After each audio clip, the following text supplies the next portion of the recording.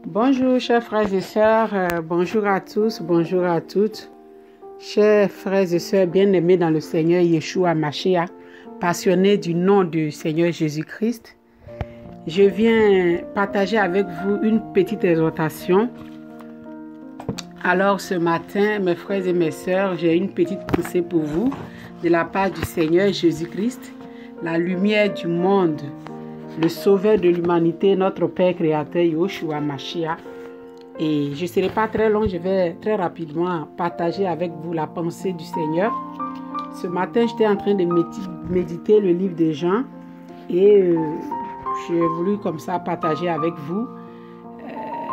Pourquoi est-ce que je suis aussi passionnée pour le Seigneur Jésus-Christ? Alors, frères et sœurs, nous savons tous que suite à la désobéissance de l'homme dans le jardin d'Éden, l'homme a été séparé de Dieu. C'est très long, je ne ferai pas, vu que je ne vais pas être long. Donc nous savons tous que Dieu a créé l'homme à sa ressemblance, il a aimé sa créature et il a créé l'homme parfait comme lui-même à sa ressemblance. Mais il s'est trouvé que l'homme a désobéi à Dieu dans le jardin d'Éden. Et cette désobéissance a entraîné une séparation entre l'homme et Dieu, puisque Dieu est saint et qu'il n'a rien à voir avec le mal, avec le péché. Mais Dieu a tellement aimé sa créature, l'homme, qu'il ne voudrait pas détruire, il ne voulait pas voir détruit et il ne voulait pas voir se perdre. Dieu ne voulait pas perdre l'homme qu'il a vraiment créé à sa ressemblance, qu'il a aimé. Alors Dieu a cherché vraiment des moyens de rapprocher l'homme de lui. Alors lorsqu'on parcourt la parole de Dieu dans l'Ancienne Alliance, dans la Bible, on voit que Dieu a tenté plusieurs fois de ramener l'homme sur le droit chemin. Mais à chaque fois, les solutions de Dieu étaient vraiment des solutions pour aboutir à une solution vraiment ultime, une dernière solution qu'il allait vraiment proposer pour permettre à l'homme d'avoir le salut, d'être saint. Alors, il y a eu la loi dans l'Ancienne Alliance, il y a eu la loi. Vu que la loi n'a pas fait effet, la loi n'a pas permis à l'homme de pouvoir se débarrasser du péché, d'avoir la force de refuser le péché. Et Dieu, à un moment donné, tellement il aimait l'homme, tellement il aime l'homme, pour lui dire au présent, il nous aime toujours, Dieu a décidé de venir lui-même pour sauver sa créature. Et ça a été annoncé dans le livre d'Ésaïe, le livre du prophète Ésaïe, Ésaïe 35, verset 4. Dieu, par le prophète, prévenait son peuple qu'il viendra lui-même. Il viendra lui-même sauver son peuple. Et ça avait été annoncé depuis les prophètes. Et quand nous parcourons la nouvelle alliance, nous découvrons la personne de Jésus-Christ de Nazareth. Dieu qui a pris la forme humaine. Dieu sous la forme humaine. Je le dis toujours sur cette page, si nous voulons vraiment savoir qui est Dieu, nous devons vraiment observer Jésus-Christ. Nous devons regarder dans le moindre détail la personnalité, la vie de Jésus-Christ sur la terre, si nous voulons vraiment connaître Dieu. Et c'est en cela que nous allons savoir qui est véritablement Dieu. Parce que Dieu, il se révèle. Tout le monde dit Dieu, Dieu, Dieu. Mais le Dieu véritable, c'est ce Dieu-là même qui se révèle lui-même, personnellement, à ceux qui le cherchent. C'est pour ça que j'aimerais te dire, mon frère, ma soeur, est-ce que tu as pris la décision? Et c'est une décision que nous devons prendre. Est-ce que tu as décidé de trouver ton Créateur? Est-ce que tu as décidé d'entretenir une relation avec ton Créateur? Est-ce que tu as pris la décision de chercher qui t'a envoyé sur la terre? Et lorsque tu vas finir sur la terre, où est-ce que tu vas te rendre? Où est-ce que tu iras? Jésus-Christ est la lumière du monde. On va lire le livre de Jean. Jean chapitre 1 à partir du verset 1, l'évangile de Jean. Je lis la parole du Seigneur. La parole de Dieu s'est faite chair. La parole de Dieu a pris une forme humaine. Alors que Dieu est dans sa parole et Dieu est sa parole lui-même. Et lorsqu'il prend une forme humaine, il devient Jésus-Christ de Nazareth. On va lire la parole du Seigneur. Au commencement était la parole et la parole était avec Dieu. Et la parole était Dieu. Verset 2. Elle était au commencement avec Dieu. Toutes choses ont été faites par elle et rien de ce qui a été fait n'a été fait sans elle. En elle était la vie et la vie était la lumière des hommes.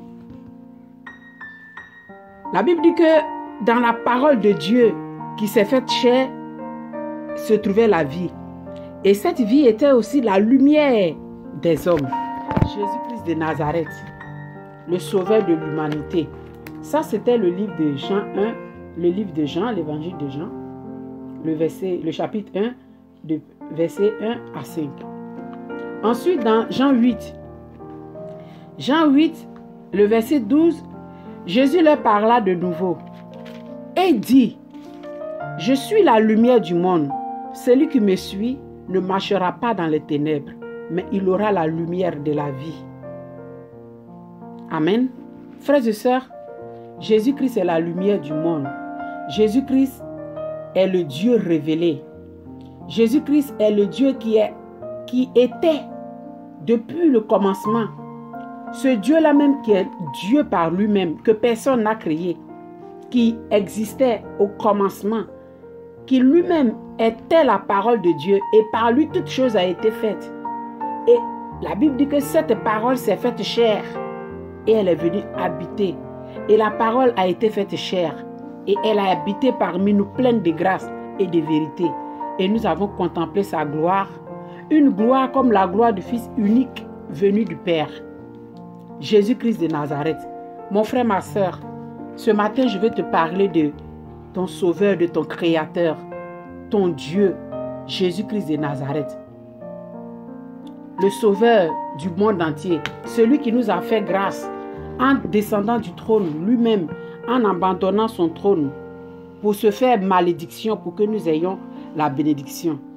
Mon frère, ma soeur, Jésus-Christ t'aime et pour toi, il est descendu de son trône et il est venu payer la rançon de ton salut, la rançon de ton âme pour que tu puisses devenir son enfant.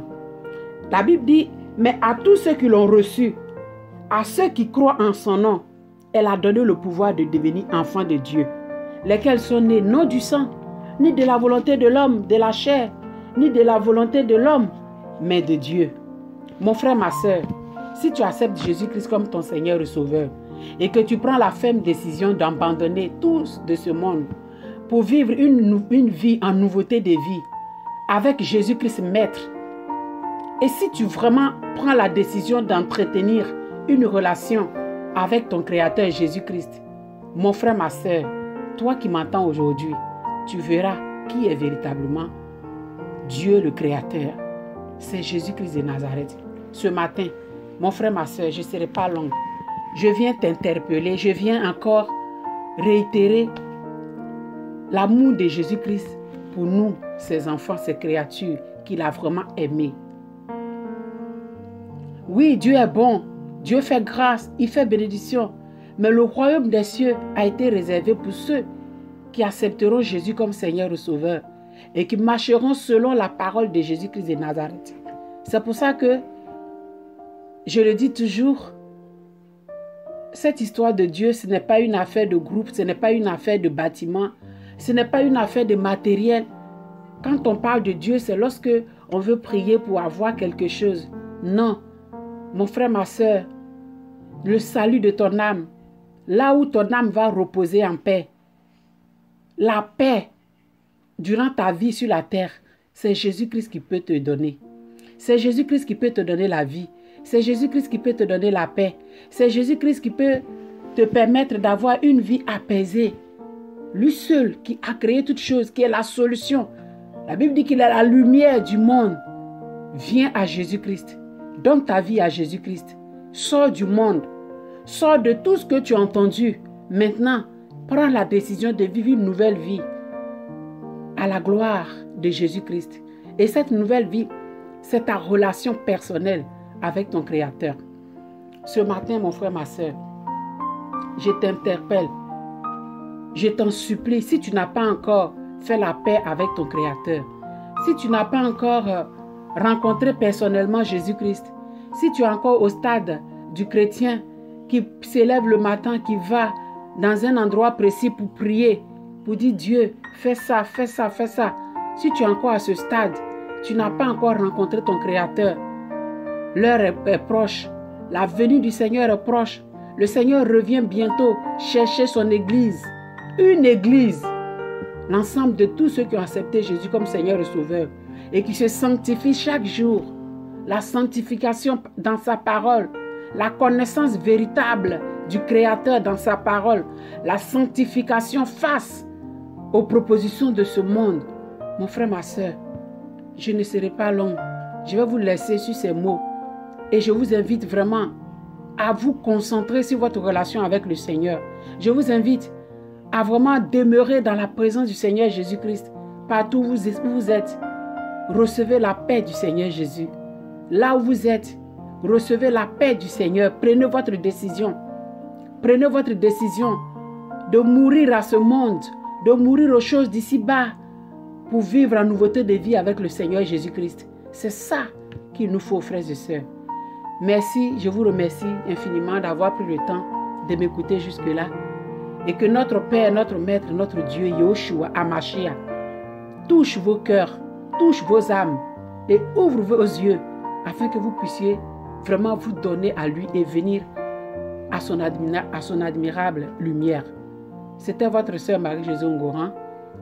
Merci d'avoir pris le temps de m'écouter jusque-là. Et je vous souhaite un bon week-end. Et je vous dis à très bientôt pour une nouvelle exhortation, toujours dans la gloire et pour la gloire du seul nom qui nous a sauvés, Jésus-Christ de Nazareth, Yeshua, Amashia. À bientôt. Merci.